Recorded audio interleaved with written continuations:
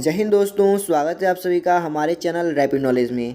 आज हमारी हिस्ट्री की सेकंड क्लास होने वाली है, जिसमें हम क्या पढ़ेंगे, आदि ऐतिहासिक काल के बारे में पढ़ेंगे। और उसके अंतर्गत हम लोग इंडस वैली सिविलाइजेशन यानी कि सिंधु घाटी की सभ्यता को क्या करेंगे, स्टार्ट करेंगे।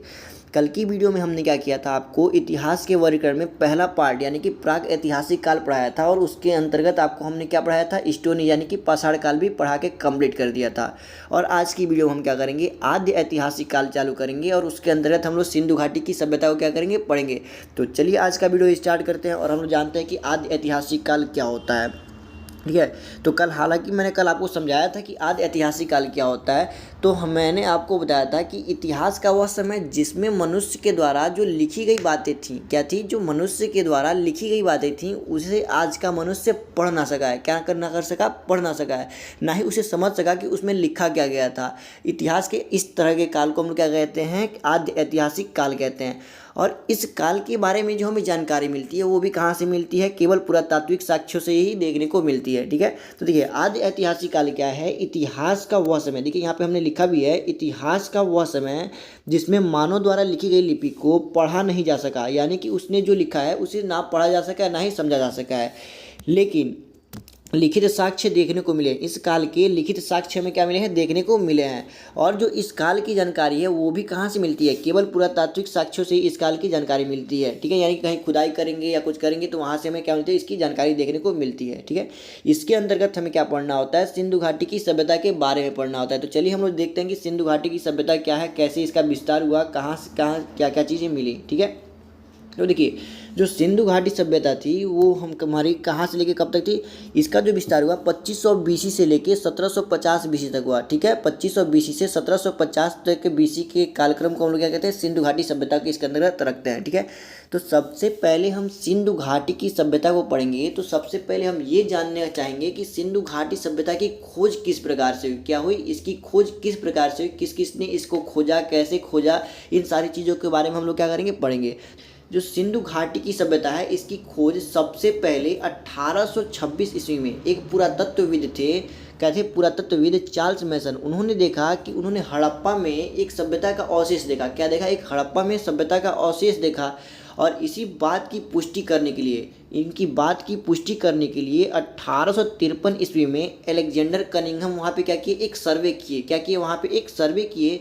और उन्होंने भी ये बताया कि यहाँ पे एक सभ्यता का वास हो सकता है, यहाँ पे नहीं कि यहाँ पे एक सभ्यता बसी हो सकती है। अभी उन्होंने उनको भी 100% कन्फर्म नहीं हुआ, उन्होंने बस ऐसा उनको लगा कि हाँ चार्ल्स मैसन की बात सच हो सकती है, ठीक है। इन्होंने इसको इस पर ज़्यादा ध्यान नहीं दिया और इसे छोड़ दिया। लेकिन उसके 3 साल बाद ही 1853 के 3 साल बाद यानी कि 1856 में क्या हुआ था, कराची से लाहौर जाने के लिए, कहाँ से, कराची से लाहौर जाने के लिए एक रेलवे ट्रैक का निर्माण किया जा रहा था। क्या किया जा रहा था, रेलवे ट्रैक का निर्माण किया जा रहा था। और उसमें क्या हुआ, वहाँ की जगहों, मान लीजिए अब रेलवे ट्रैक बन रहा है तो वहाँ पे जगहों की खुदाई तो की जानी होगी। तो वहाँ भी जब खुदाई किया गया तो ज़मीन के अंदर से सामान्य आकार की तुलना में बड़े बड़े ईंट आपको देखने को क्या मिलने लगे, क्या उन्होंने समान आकार की तुलना में बड़े बड़े ईंट देखने को मिले। और उन ईंटों का क्या, वहाँ के जो इंजीनियर्स थे, क्या थे, जो इंजीनियर्स उस रेलवे ट्रैक का निर्माण करा रहे थे, उन्होंने क्या किया, उन ईंटों का यूज रेलवे ट्रैक में करने लगा। और इन सारी चीज़ों को क्या कहते हैं, अलेक्जेंडर कनिंघम नोटिस करते रहे। तो फिर उन्होंने लगा कि हो सकता है वाकई में यहाँ पे किसी सभ्यता का वास रहा होगा। तो इन्होंने 1856 ईस्वी में क्या किया, इन्होंने 1856 में पुनः क्या किया, वहाँ पे अलेक्जेंडर कनिंघम में हड़प्पा में वहाँ पे जाके एक सर्वे किया, ठीक है, सर्वे किया। और उन्होंने वहाँ पे 100% कन्फर्म कर दिया कि यहाँ पे एक सभ्यता क्या हुई, बसी हुई थी, यानी कि यहाँ पे एक सभ्यता बसी हुई थी, ठीक है। तो देखिए मैंने आपको क्या क्या बताया अब तक। मैंने सबसे पहले आपको बताया कि 1826 ईस्वी में एक पुरातत्वविद थे चार्ल्स मैसन, उन्होंने बताया कि हड़प्पा में कुछ सभ्यता के अवशेष मिले हैं, ठीक है। इस बात की पुष्टि करने के लिए 1853 में अलेक्जेंडर कनिंघम ने क्या किया, वहाँ पे एक सर्वे किया और उन्होंने भी ये बताया कि यहाँ पे एक बड़ी सभ्यता बसी हो सकती है, ठीक है। फिर 1856 में क्या हुआ, वहाँ पे एक कराची से लाहौर जाने के लिए रेलवे ट्रैक का क्या होता है, निर्माण हो रहा था, जिसमें खुदाई के दौरान सामान्य आकार से बड़ी ईंटें मिलने लगी, क्या होने लगी, सामान्य आकार से बड़ी ईंटें मिलने लगी।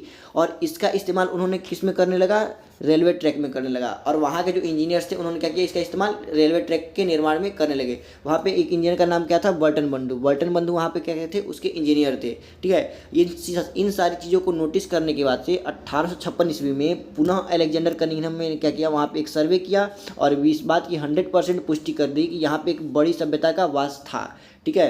अब देखिए इसके बाद से क्या हुआ 1921 में, ठीक है, क्या हुआ इसके बाद से 1921 में एक पुरातत्व जो विभाग के महानिदेशक थे, कौन थे, जो 1921 ईस्वी में पुरातत्व विभाग के महानिदेशक कौन थे, जॉन मार्शल थे। जॉन मार्शल ने क्या किया, अपना एक टीम तैयार किया, क्या किया, अपना एक टीम तैयार किया।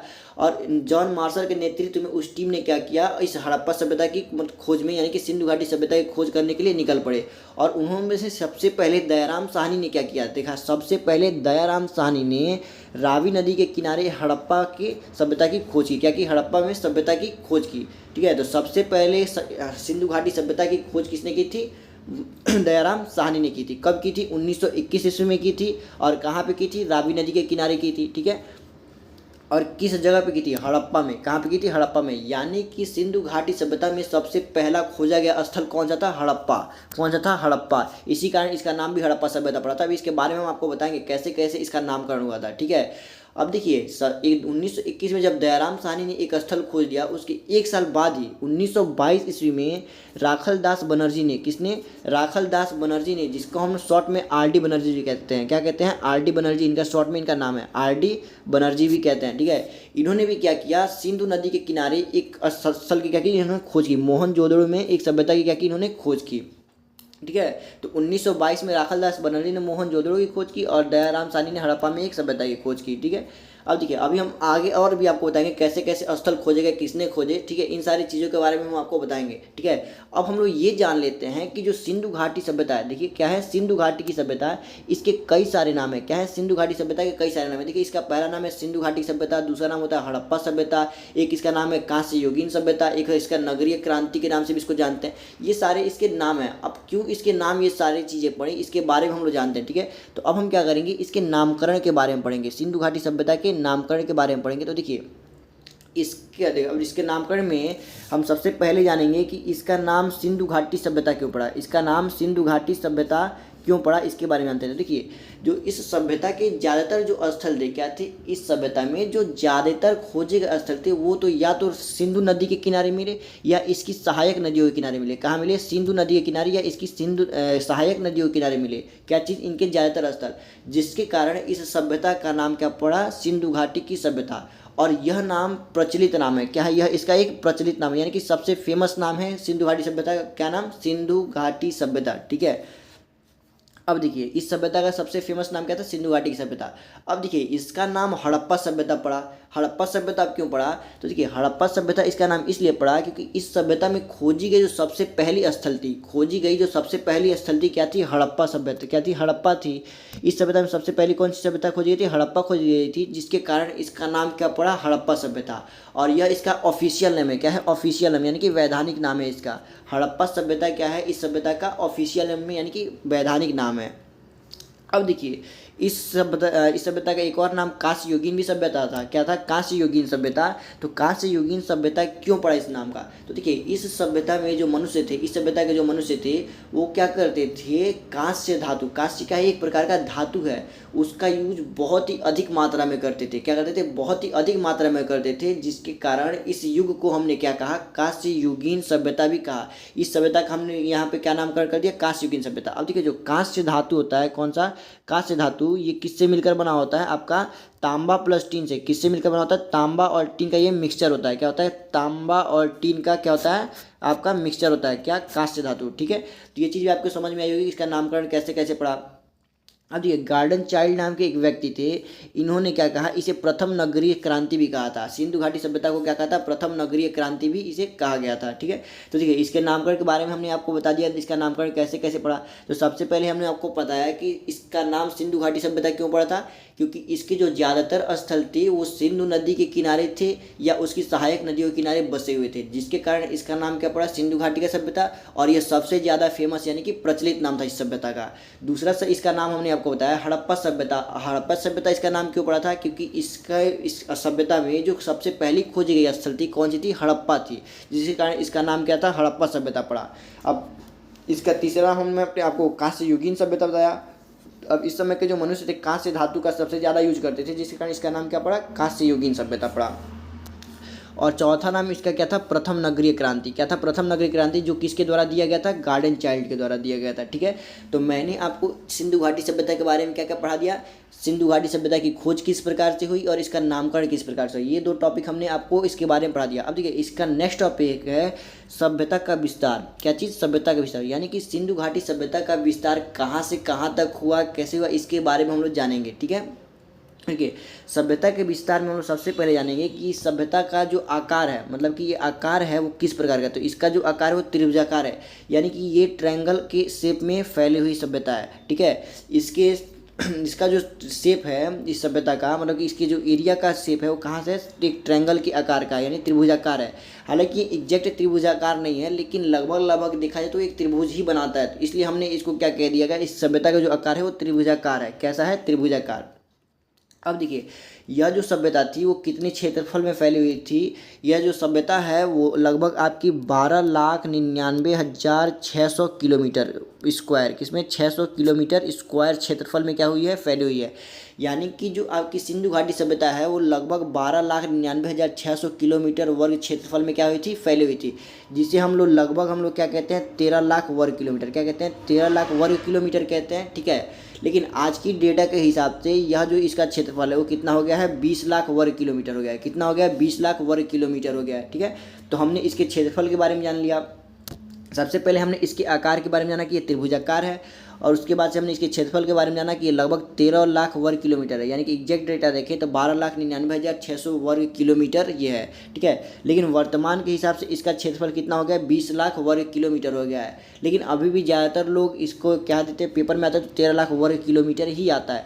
तो अगर आपके पास कोई एग्जाम में पूछ दे कि सिंधु घाटी सभ्यता लगभग कितने क्षेत्रफल में फैली हुई है, तो अगर आपके ऑप्शन में 13 और 20 दोनों दिख जाए तो आप किस पे टिक लगाएंगे, 20 पे टिक लगाएंगे। अगर 20 नहीं दिया है तो आप किस पे टिक लगाएंगे, 13 पे लगाएंगे। ठीक है, अब देखिए इसका जो नेक्स्ट पॉइंट है, देखिए इसका जो विस्तार था, इस सभ्यता का विस्तार 2350 बीसी से लेकर 1750 बीसी तक हुआ था, जो सर्वाधिक मान है। देखिए अभी हमने आपको बताया सिंधु घाटी सभ्यता के बारे में। देखिए यहाँ पर हमने आपको सिंधु घाटी सभ्यता का जब हम आपको इसका टाइम पीरियड बताए थे, तो यहाँ पे क्या बताया था आपको, इसका जो टाइम पीरियड 2500 बीसी से लेकर 1750 बीसी तक है। कहाँ तक है, 2500 बीसी से लेकर 1750 बीसी तक है। लेकिन अभी हम आपको क्या बता रहे हैं, इसका जो टाइम पीरियड 2350 बीसी से लेकर 1750 बीसी तक है। कहाँ तक, 1750 बीसी तक। ऐसा क्यों है, तो देखिए अभी हमने आपको जब स्टार्टिंग में इतिहास चालू किया था तब मैंने आपको ये बताया था कि इस टाइम का जो एग्जैक्ट डेटा है वो हमको कंफर्म नहीं है। कई सारी किताबें कुछ और लिखती हैं, कई सारी किताबें कुछ और लिखती हैं, लेकिन जो 2350 बीसी से लेके 1750 बीसी तक का जो फैक्ट है इसको सर्वाधिक मान्य माना गया। ये ज़्यादातर लोगों के द्वारा माना गया है कि सिंधु घाटी सभ्यता 2350 बीसी से स्टार्ट हुई और 1750 बीसी तक थी। ठीक है, तो देखिए जो इस सब मैंने इसके बारे में आपको क्या बताया, जो इसका विस्तार हुआ था कब से कब तक हुआ था, 2350 बीसी से लेकर 1750 बीसी तक हुआ था। अब देखिए यह जो सभ्यता आपके पास दी थी, सिंधु घाटी सभ्यता लगभग 3 देशों में फैली हुई थी। कितने देशों में फैली हुई थी, 3 देशों में। सबसे पहला देश क्या था, इंडिया था। दूसरा क्या था आपके पास, पाकिस्तान था। और तीसरा क्या था आपके पास, अफगानिस्तान था। क्या था, अफगानिस्तान था। तो भारत, पाकिस्तान और अफगानिस्तान में ये सभ्यता क्या हुई थी, फैली हुई थी। अब देखिए जो भारत में है इसके सबसे ज़्यादा स्थल देखने को मिलते हैं। भारत में सिंधु घाटी सभ्यता के सबसे ज़्यादा स्थल देखने को मिलते हैं, लगभग 900 से ज़्यादा, 900 प्लस आपको सभ्यता स्थल कहाँ देखने को मिलते हैं, भारत में देखने को मिलते हैं। और उसके बाद से दूसरे नंबर पर कौन सा आता है, पाकिस्तान। पाकिस्तान में लगभग 400 से ज़्यादा स्थल पाकिस्तान में आपको देखने को मिलेंगे, किसके, सिंधु घाटी सभ्यता के। लेकिन जो तीसरा देश है जहाँ पे इसके स्थल मिले हैं वो कौन सा है, अफगानिस्तान। कौन सा है, अफगानिस्तान। और अफगानिस्तान में केवल 2 ही आपको स्थल देखने को मिले। कितने स्थल, केवल 2 ही स्थल देखने को मिले हैं। पहला स्थल क्या था, सोरतुहाई, और दूसरा था मुंडीगाग। अब देखिए सोरतुहाई से वो क्या करते थे, टीन का आयात करते थे। यानी कि अभी हमने आपको बताया था कि कांस्य धातु का यूज करते थे। किसका यूज करते थे, कांस्य धातु का यूज। और कांस्य बनता किससे था, टीन प्लस कॉपर से। किससे बनता था, टीन प्लस कॉपर से बनता था। तो ये जो टीन मंगाते थे कहाँ से मंगाते थे, सोरतुहाई से मंगाते थे, अफगानिस्तान से। ठीक है, अब देखिए इसका जो दूसरा स्थल था मुंडीगाग था। क्या था, मुंडीगाग। और इस मुंडीगाग से सबसे ज़्यादा यहाँ पे क्या मिले थे देखने को, नहरों के साक्ष्य देखने को मिलते हैं। यहाँ से क्या देखने को मिले, नहरों के साक्ष्य देखने को मिले थे। अब देखिए हमने आपको बता दिया इसका विस्तार कहाँ से कहाँ तक हुआ था। सबसे पहले मैंने बताया कि इसका जो आकार था त्रिभुजाकार था। इसका क्षेत्रफल कितने क्षेत्रफल में फैली हुई थी, तो 13 लाख वर्ग किलोमीटर में। आज के हिसाब से 20 लाख वर्ग किलोमीटर में क्या हुई है, फैली हुई है। इसका विस्तार 2350 बीसी से लेकर 1750 बीसी तक हुआ, ठीक है। उसके बाद से हमने आपको बताया यह सभ्यता 3 देशों में फैली हुई है। पहला देश क्या था आपके पास, भारत था, जिसमें 900 से ज़्यादा स्थल देखने को मिले हैं। दूसरा पाकिस्तान, इसमें 400 से ज़्यादा स्थल देखने को मिले हैं। और तीसरा स्थल क्या, तीसरा आपका स्थल कहाँ पर देखने को मिला है, तीसरा देश अफगानिस्तान। अफगानिस्तान में वो क्या, 2 स्थल देखने को मिले थे। कौन कौन सा, सरतुहाई और मुंडीगाग। सरतुहाई से क्या होता था, टीन का आयात होता था, और मुंडीगाग से क्या होता था, यहाँ पे नहरों के साक्ष्य देखने को मिले थे।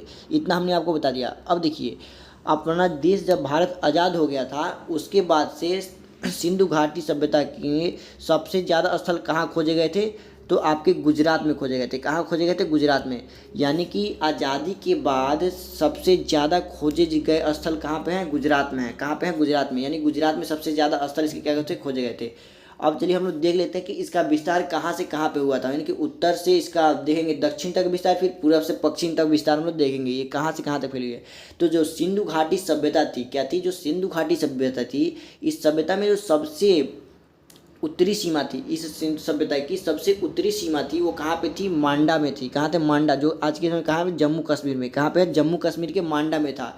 और यह जो है स्थल कहाँ पे है, चिनाब नदी के किनारे बसा है। कहाँ है, चिनाब नदी के किनारे बसा है। तो देखिए, अगर आपसे एग्जाम में क्वेश्चन पूछता है कि सिंधु घाटी सभ्यता का सबसे उत्तरी सीमा कहाँ तक है, तो आप क्या बताएंगे, मांडा यानी कि जम्मू कश्मीर में।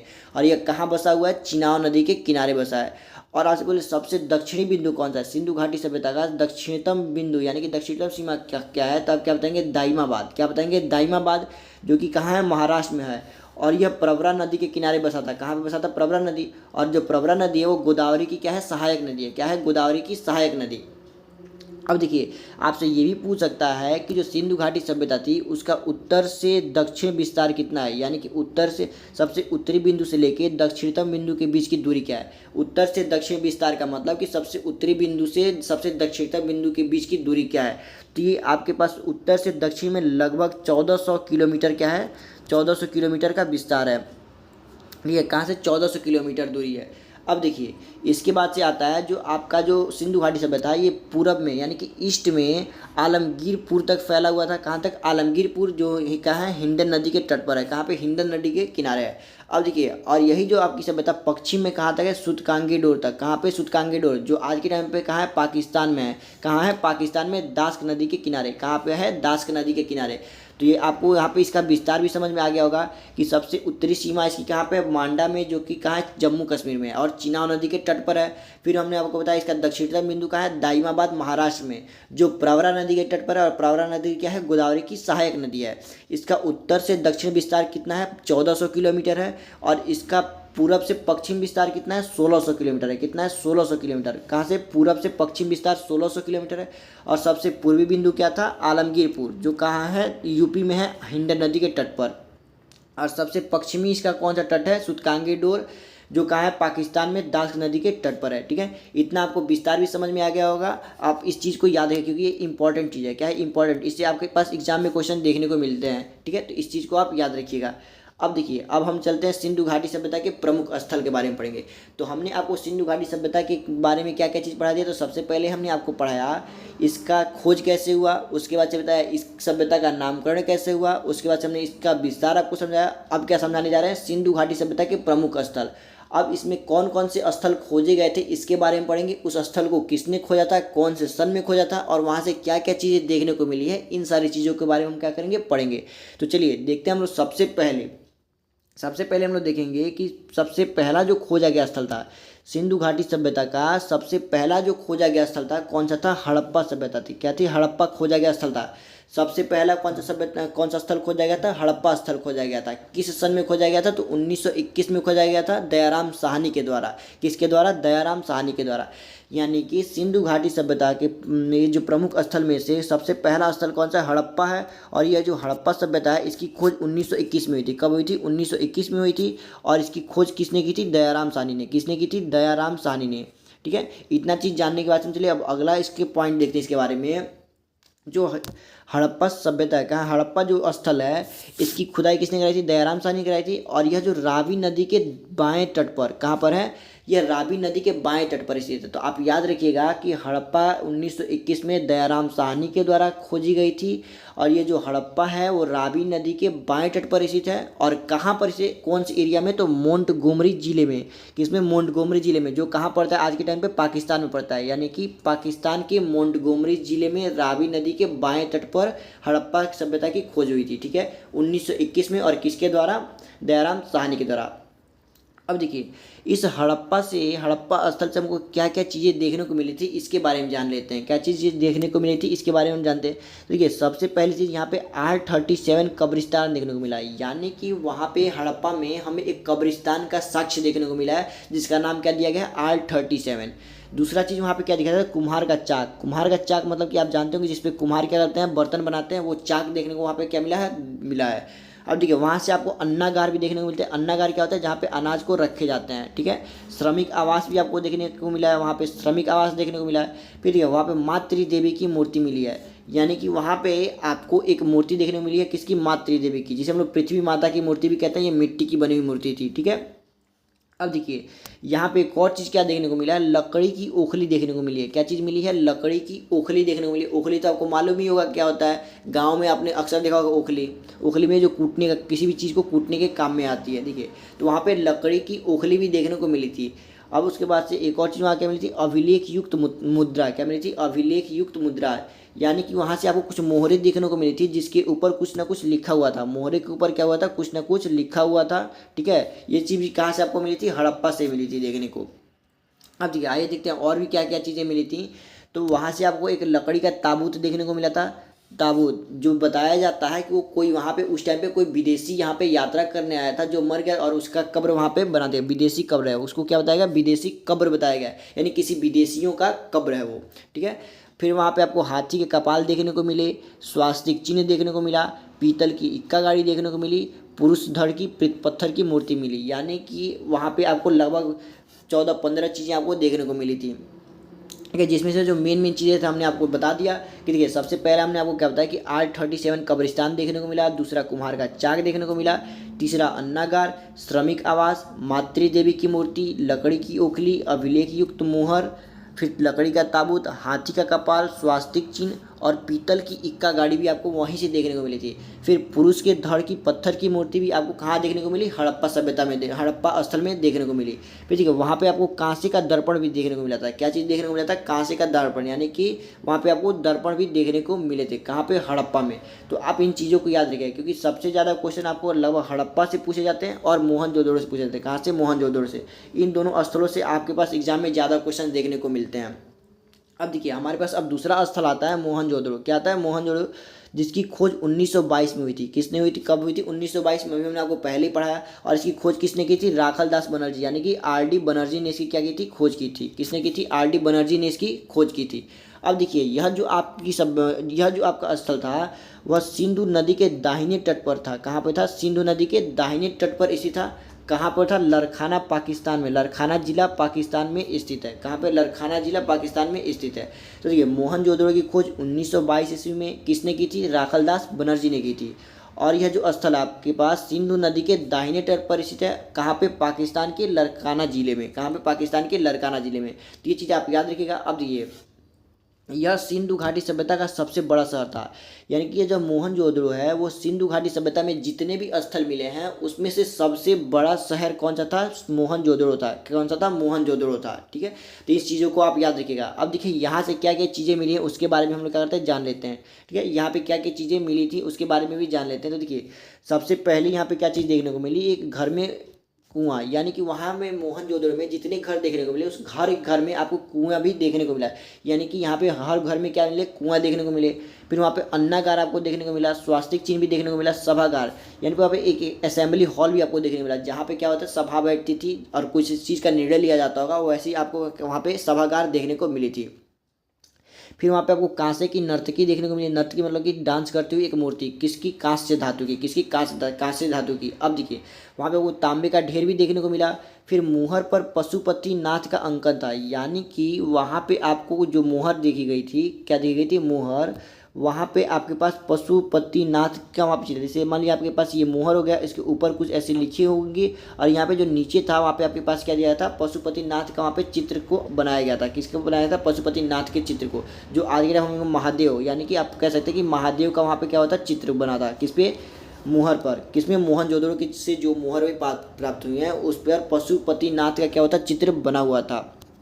ठीक है, आइए नेक्स्ट पॉइंट देखते हैं। नेक्स्ट पॉइंट वहाँ पे पुरोहित आवास मिला है, यानी पुरोहितों का आवास मिला है। फिर देखिए विशाल स्नानागार भी मिला है। वहाँ पे क्या चीज़ मिला है, विशाल स्नानागार, यानी कि वहाँ पे देखा गया एक नहाने के लिए आपके पास वहाँ व्यवस्था की गई थी, स्नानागार बनाया गया था। जैसे मान लीजिए आपके पास स्नानागार हो गया, वहाँ पे आपके पास कई सारे साइड में ऐसे कमरे बने हुए थे। मान लीजिए वहाँ पे कपड़े चेंज करने के लिए, यहाँ पे सीढ़ी बनी हुई थी, यहाँ पे जाके स्नान करने के लिए कई सारे कुएं थे, जो यहाँ पे क्या थे, पानी यहाँ पे वहाँ से स्नानागार में आता था। ठीक है, तो देखिए वहाँ पे आपको इस क्या क्या चीज़ें देखने को मिली, विशाल स्नानागार देखने को मिला, फिर पुरोहित आवास देखने को मिला, अन्नागार देखने को मिला, स्वास्तिक चिन्ह, तांबे का ढेर, कांसे की नर्तकी, मुहर पर पशुपतिनाथ का चित्र देखने को मिला। ये सारी चीज़ें आपको कहाँ से देखने को मिली थी, मोहनजोदड़ो से देखने को मिली थी। देखिए और भी क्या चीज़ें देखने को मिली थी, वहाँ से आपको सूती वस्त्र के साक्ष्य भी मिले हैं। क्या चीज़ मिले हैं, सूती वस्त्र के भी साक्ष्य मिले हैं। यहाँ की जो सड़कें थी वो क्या थी, बहुत चौड़ी थी। सबसे चौड़ी सड़कें कहाँ देखने को मिली हैं आपको, मोहनजोदड़ो में ही मिली हैं।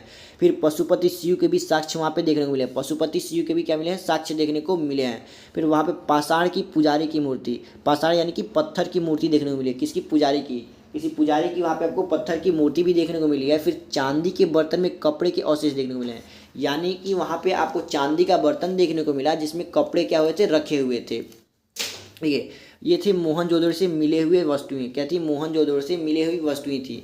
अब देखिए इसके बारे में हम लोग थोड़ा बहुत और जान लेते हैं। देखिए यहाँ पे मोहनजोदड़ो था, जो इसमें जो अन्नागार मिला था, क्या मिला था, अन्नागार, वो सिंधु घाटी सभ्यता का सबसे बड़ा भवन यानी कि इमारत थी।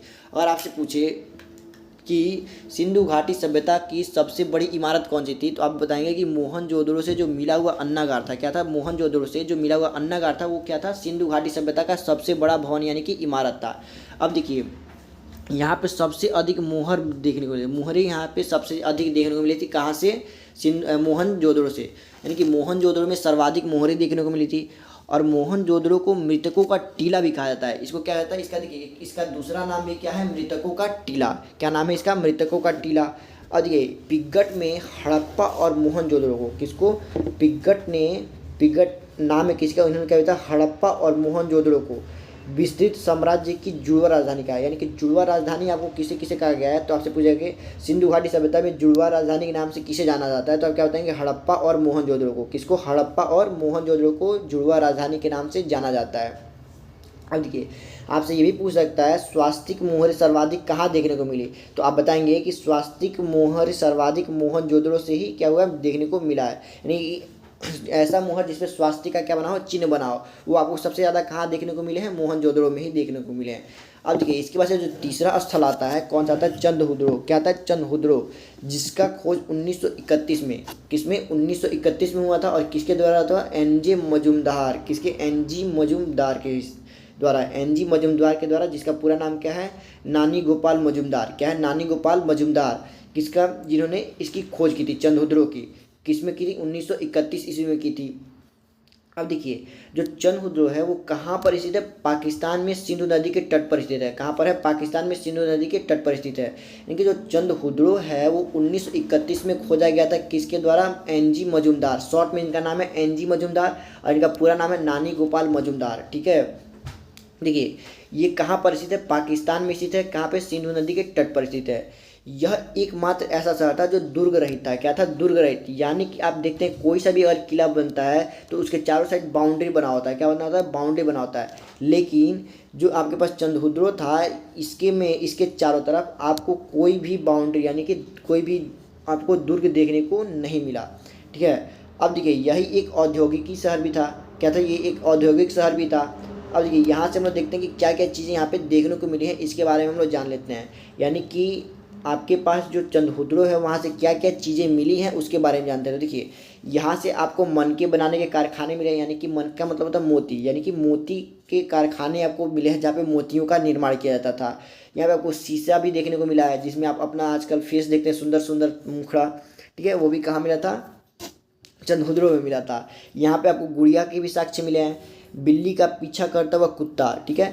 यानी आपको वहाँ पे एक चित्र बना हुआ है जिसमें दिखाया गया है कि बिल्ली का पीछा करता है कौन सा कुत्ता, यानी बिल्ली का पीछा करते हुए कुत्ता के पैरों के निशान देखने को मिले, कहाँ पे, चंदहुदड़ों में, ठीक है। उसके बाद से आपको यहाँ पे वक्राकार ईंटें देखने को मिले, यानी कि डिजाइनर ईंटें आपको वहाँ पे कहाँ पे देखने को मिली है, चंदहुदड़ों में। यानी कि वहाँ पे जो ईंट मिली थी वो कैसी थी, डिजाइनर थी, वहाँ पे उस पर कुछ ना कुछ डिजाइन बना हुआ था।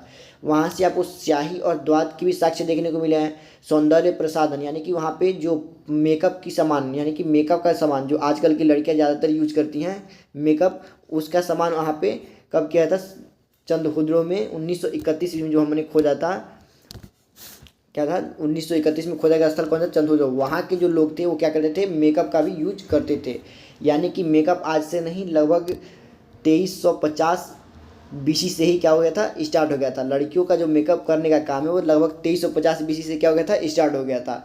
अब देखिए यहाँ पे और भी क्या चीज़ें मिली थी, सुई के साक्ष्य देखने को मिले हैं। तो यानी कि चंदहुदड़ों से क्या क्या चीज़ें आपको देखने को मिली, मन के बनाने के कारखाने मिले, वक्राकार ईंटें मिली, स्याही दवात मिले, सौंदर्य प्रसाधन यानी कि लिपस्टिक देखने को मिले, एग्जाम्पल आप ले सकते हैं, सुई देखने को मिली, शीशा देखने को मिली, और गुड़िया, बिल्ली का पीछा करते हुए कुत्ता। ये सारी चीज़ें आपको कहाँ देखने को मिली, चंदहुदड़ों में देखने को मिली, ठीक है। तो देखिए आज की वीडियो हम आपको इतना ही पढ़ाएंगे। अब कल की वीडियो में हम इसके बाकी स्थल के बारे में भी आपको क्या करेंगे, पढ़ाएंगे। देखिए जब सारे स्थल को हम आपको पढ़ा देंगे उसके बाद से हम बताएंगे कि इसका समाज कैसे था, यहाँ की नगरीय व्यवस्था कैसी थी, इन सारी चीज़ों के बारे में बताएंगे। फिर आपको बताएंगे इसका अंत कैसे हुआ था, इस सभ्यता का अंत कैसे हुआ, जो कि एग्जैक्ट नहीं मालूम है किसी को भी, लेकिन एक अनुमान लगाया कि हाँ इस तरीके से इस सभ्यता का अंत हुआ होगा, ठीक है। कुछ विद्वानों ने बताया, तो उसी बात को हम आपको फिर बताएंगे। फिर इसके बताएंगे कि सिंधु घाटी के सभ्यता का जो समकालीन सभ्यता थी, यानी कि जिस समय सिंधु घाटी की सभ्यता का विकास हो रहा था उस टाइम कुछ और भी सभ्यता बसी हुई थी, उसके बारे में हम क्या करेंगे, आपको पढ़ाएंगे, ठीक है। तो आज की वीडियो को हम यहीं समाप्त करते हैं। अगर आपको वीडियो पसंद आई हो तो इस वीडियो को एक